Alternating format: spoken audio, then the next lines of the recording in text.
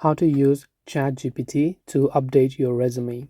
If you're trying to leverage the AI tool, which is a ChatGPT, to maybe update your resume, you can basically do that because ChatGPT can be a useful tool for updating a resume quickly, or if you don't have much experience writing resumes. It's free, accessible, and customizable. And here are some ways you can just try to use it. First, you can try to create a prompt, like maybe just type in something like "You are my resume creator" or something like that, right?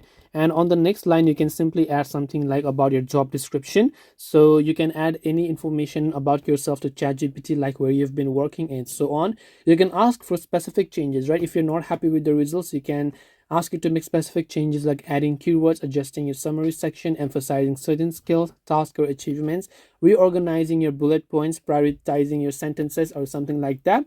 And then after that, you will be able to use the custom instructions features as well. Whatever it asks you to do it, just go ahead and give it to it, and ChatGPT will be able to update your resume for you.